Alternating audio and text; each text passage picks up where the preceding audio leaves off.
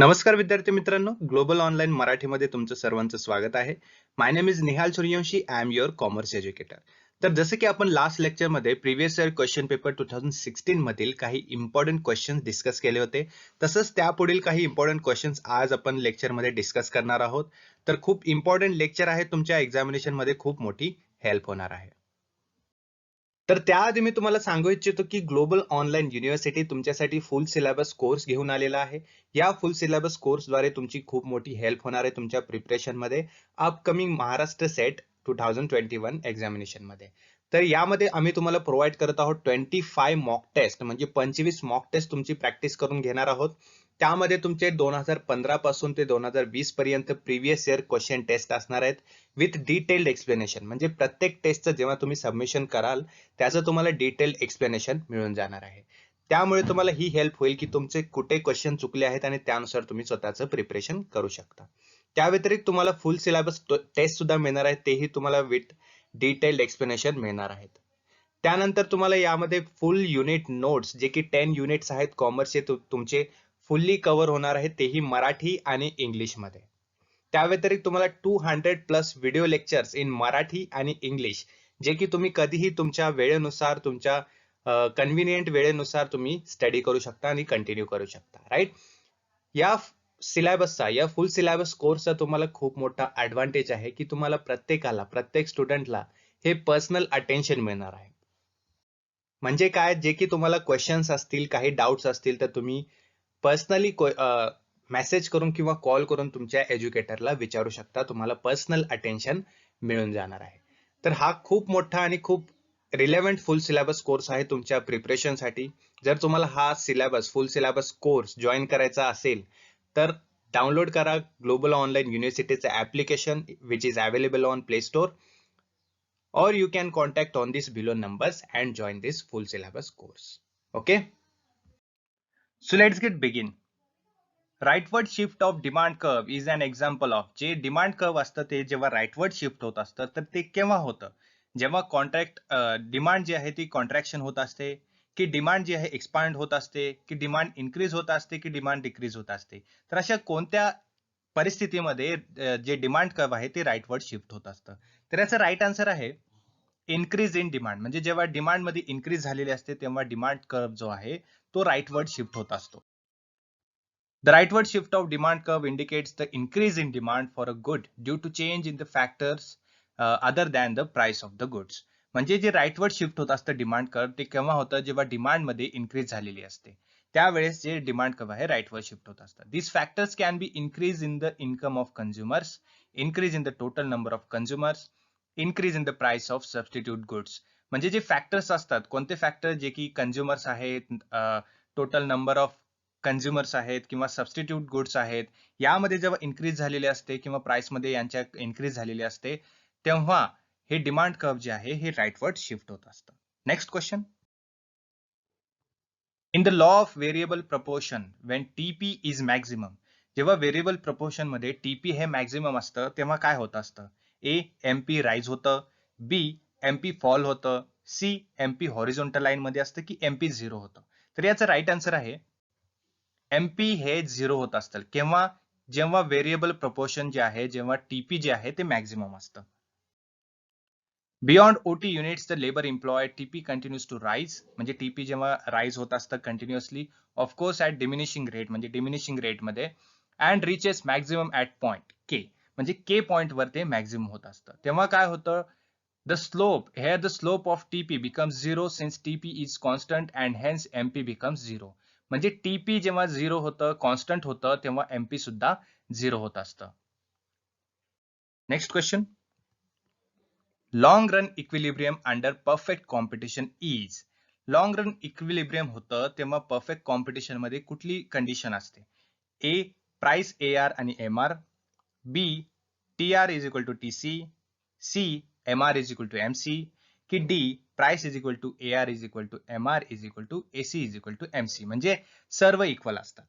तर याचा right answer आहे डी. तर लॉंग रन इक्विलिब्रियम मध्ये, परफेक्ट कॉम्पिटिशन मध्ये, हे जे सारे फॅक्टर्स आहेत, price, AR, MR, AC, MC, हे सारे इक्वल लेवलला येत असतात, तेव्हा होत असतं long run equilibrium.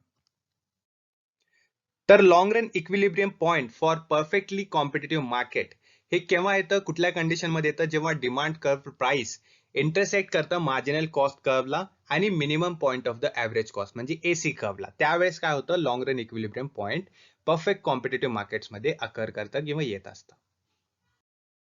Next question, excess capacity exist under market म्हणजे कुठल्या मार्केटमध्ये ही एक्सेस कॅपॅसिटी असते. Perfect competition, monopolistic competition, monopoly की ओलिगोपॉली. आपण लास्ट टू लास्ट व्हिडिओज मध्ये काही डिस्कस केलं होतं की ओलिगोपॉली काय असतं, मोनोपॉली काय असतं, डिओपॉली काय असतं. तर त्यानुसार जी एक्सेस कॅपॅसिटी असते ती कोणत्या मार्केटमध्ये असू शकते. तर याचं राईट आन्सर आहे मोनोपॉलिस्टिक कॉम्पिटिशन. तर एक्सप्लेनेशन मध्ये सुद्धा हेच म्हटलेलं आहे की एक्सेस कॅपॅसिटी जी असते ती मोनोपॉलिस्टिक कॉम्पिटिशन मध्ये कन्व्हिनियंट असते, कारण मार्केट स्ट्रक्चर जो असतो मोनोपॉलिस्टिक कॉम्पिटिशनचा त्याचं नेचरच तसं असतं की एक्सेस कॅपॅसिटी तिथे कन्व्हिनियंट असते.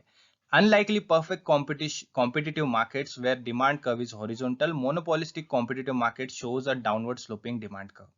म्हणजे परफेक्ट कॉम्पिटिटिव्ह मार्केट्स मध्ये हे डिमांड कर्व हॉरिझॉन्टल असतं आणि मोनोपॉलिस्टिक कॉम्पिटिटिव्ह मार्केट्स मध्ये हे डिमांड कर्व जे आहे डाउनवर्ड स्लोप कर्व असतो. Next question, which of the following is not the part of subject matter of business statistic. म्हणजे यापैकी खाली दिलेल्यापैकी कुठला असा पार्ट आहे जो की बिझनेस स्टॅटिस्टिकचा सब्जेक्ट मॅटर नाहीये किंवा बिझनेस स्टॅटिस्टिक्सचा पार्ट नाहीये. A, presentation of data, B, analysis of data, C, interpretation of data की डी, अपॉइंटमेंट. तर याचा राईट आन्सर आहे अपॉइंटमेंट, कारण आपल्याला माहिती आहे स्टॅटिस्टिक्स मध्ये प्रेझेंटेशन असतं, डेटाचं अनालिसिस असतं, इंटरप्रिटेशन असतं, परंतु अपॉइंटमेंट जे आहे हे त्याशी रिलेटेड नाही. Generally the subject matter of statistic deal with the quantification of data. त्यानंतर it revolves around concrete figures to represent qualitative information. Simply it is collection of data. म्हणजे जे काही डेटा असतं त्याचं ॲलोकेशन केलं असतं, कलेक्शन झालेलं असतं, त्यावर अनालिसिस होतं, इम्प्लिमेंटेशन होतं, हे सर्व गोष्टी बिझनेस स्टॅटिस्टिक्स मध्ये इन्क्लुडेड असतात. तर नेक्स्ट आहे reference to sample formulas for division of collaboration attributes. म्हणजे डिव्हिजन ऑफ कोलॅबरेशन ऍट्रिब्यूट्स जे आहे त्यासाठी कुठला फॉर्म्युला यूज केला जातो. तर याचा राईट आन्सर आहे A, P is equal to 0.6745 into 1 minus R square divided by under root N.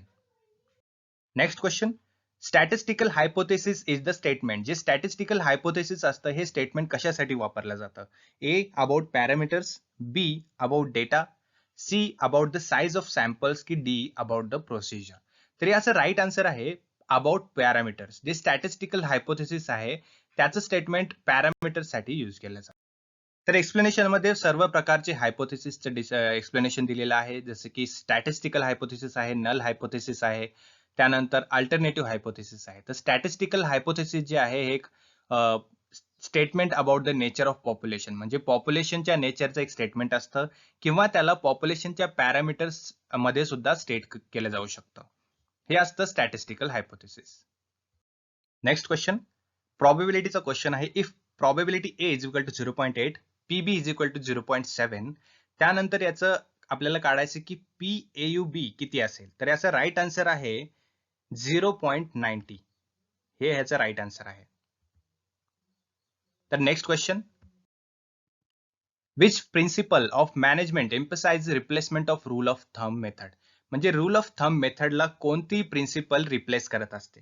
तर याचा राईट आन्सर आहे सायंटिफिक मॅनेजमेंट थेअरी, जे की टेलर, WF टेलरने दिलेली थेअरी आहे. तर सायंटिफिक मॅनेजमेंट थेअरी ही खूप इम्पॉर्टंट आहे मॅनेजमेंट स्टडीज मध्ये. Scientific management also often known as Taylorism, कारण ते WF टेलरने दिलेली होती theory, is a management theory first advocated by Frederick W Taylor. It uses scientific method to analyze the most efficient production process in order to increase productivity. म्हणजे productivity वाढवण्यासाठी किंवा production वाढवण्यासाठी, efficient करण्यासाठी ही theory वापरली जाते. ही theory मॅनेजमेंटमध्ये किंवा manage करण्यासाठी बिझनेसमध्ये यूज केली जाते. Next question, in MBO objects are determined by. मॅनेजमेंटमध्ये जे ऑब्जेक्टिव्ह असतात ते कोण डिटरमाइन करत असतं. Only by subordinates, only by top level officers, by subordinates and top level officers की बाय एक्सटर्नल एजन्सी. तर मॅनेजमेंटमध्ये किंवा मॅनेजमेंट ऑब्जेक्टिव्ह जे असतात हे सबऑर्डिनेट्स आणि टॉप लेवल ऑफिसर्स हे दोघे मिळून डिटरमाइन करत असतात. मॅनेजमेंट बाय ऑब्जेक्टिव्ह MBO त्याला असं म्हटलं जातं is strategic management model that aims to improve the performance. म्हणजे हे जे MBO चे ऑब्जेक्टिव्ह आहेत हे मॅनेजमेंटमध्ये परफॉर्मन्सला इम्प्रूव्ह करण्यासाठी यूज केले जातात. आणि ते कोण डिटरमाइन करत असतात, ते सबऑर्डिनेट्स आणि एम्प्लॉईज किंवा सबऑर्डिनेट्स आणि टॉप लेवल ऑफिसर जे असतात हे दोन्ही मिळून ते डिटरमाइन करत असतात. So we have done with another 10 MCQs from 2016 question paper of Maharashtra set. तर असंच आपण खूप सारे क्वेश्चन डिस्कस करणार आहोत मागील प्रिव्हियस इयर क्वेश्चन पेपर्स मधून. तर खूप इम्पॉर्टंट व्हिडिओ होणार आहेत. तुम्ही प्रत्येक व्हिडिओ बघा, तुमच्या एक्झामिनेशन मध्ये खूप मोठी हेल्प होणार आहे. So thank you for today's session. Have a good day.